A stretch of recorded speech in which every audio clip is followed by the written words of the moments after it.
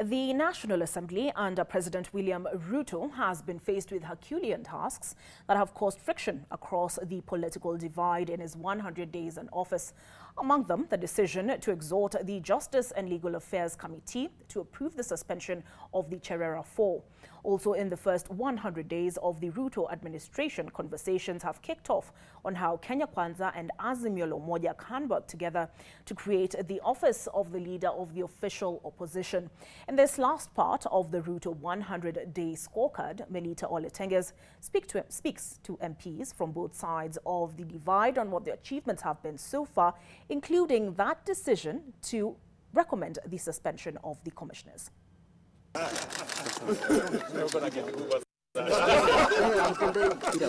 President William Ruto opened the 13th Parliament on September 29, 2022, in a joint sitting by both houses of the Senate and the National Assembly, notably flanked by speakers of both houses, who were his key allies during his campaigns. The president, addressing the 13th Parliament, promised to lead and follow the dictates of the Constitution, dedicated to just governance, and remain loyal to Kenyans. The opening of the 13th Parliament giving way for the commencement of House business, including the vetting and approval of cabinet secretaries and principal secretaries. There is a good interrelations and there's some sort of positive interactions between the judiciary of late and the executive and the legislature, simply because I think we are not duplicating no one is duplicating anyone's role, but we are trying to work in harmony because all of us are representing Kenyans. With shifts of allegiance in the political space, with more leaders declaring their support for the government of the day, President William Ruto has secured an absolute majority in the National Assembly, guaranteeing an easy time passing key legislation. And with the exit of Ruto's key political allies such as Defense Minister Aden Duale, Water CS Alice Wahome, Trade CS Moses Kuria, Ruto is keen on bolstering his foot soldiers in Parliament, led by Majority Leader Kimani Ichung'wah. Everyone knows that they have to deliver for their constituents. So you cannot ignore working with the government. Of course, there are some who have directly crossed, and I think these are some of the things that, that people at times do it a bit without shame. But everyone runs their interest based on their political affiliation and the people who elected that leader. And most of these members of parliament, especially the one from Azimio, are willing to come on board so that they can exercise their rightful democracy in a way, but able to interact with the presidency and the government so that they're able to have their development expedite. I'm not also saying that if you are in the position you don't get development, but there's always the interaction that is associated more with the presidency. And also, I also want to believe the president wants to also feel better to accommodate everyone, especially all the leaders, to be part of his government. The launch of the much-anticipated Hustler Fund, much as it has been operationalized, brings to the fore conflicting opinions on the process of its establishment. It's an initiative that Kenya Kwanza and the president wanted to do, but how it was done through delegated legislation, we feel that that is not the way that the Hustler Fund should have been set up. We needed a substantive law for 50 billion. I mean, if NGCDF, we are talking about 45 to 50 billion.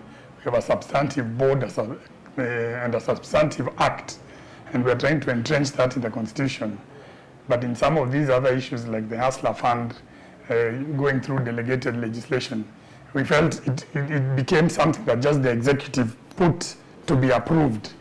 Although the National Treasury has agreed to disburse the National Constituency Development Fund, there is a push by members of Parliament to have the NGCDF entrenched in the Constitution through an ad hoc committee comprising of 13 members of Parliament and 13 senators. Come January, we'll have needy students who need funds. These are the things that even members of Parliament are the only ones who can push the executive to release those funds. CDF does not belong to the member of Parliament. No, it belongs to the people.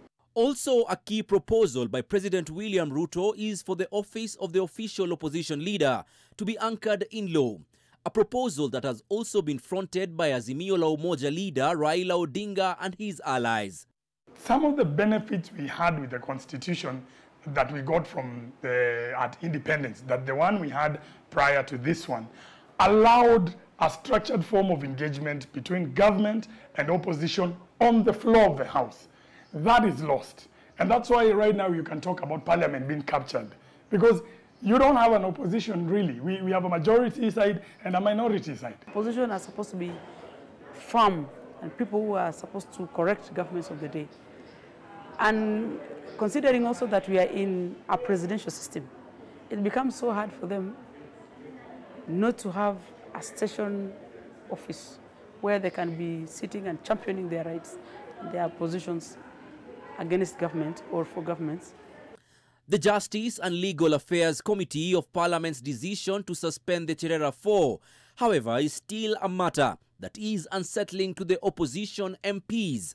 If one side of the House just felt that it is a witch hunt, we were rubber stamping something for the executive, and we would have wanted that petition to come. It is dealt appropriately. We get to hear both sides, so that by the time the process is done, everybody in the House feels that there was a proper report that was brought to the floor. So even on the day when the report for JLAC is brought to the floor, you find the members from the opposition were not there. Legislators argue that issues affecting Kenyans must be dealt with in Parliament. We cannot normalize killings. We cannot normalize displacement. We can never normalize stealing and terrorizing human lives and people. Two, I want compensation to be done for those people who have been displaced. All those things, whether it's the cost of living to come down, we need to create those jobs. We need to ensure that our youths have been engaged in a proper way, to improve on our education. All these things are what we need to do. And so far, what is on paper looks good. But the execution is what we really need to see.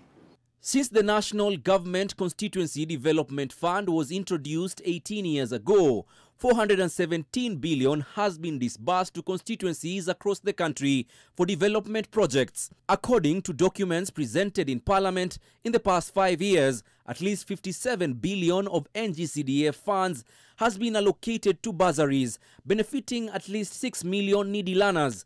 It has also built 24,000 classrooms and over 1,000 dormitories in boarding schools. Melita Oletenges, NTV.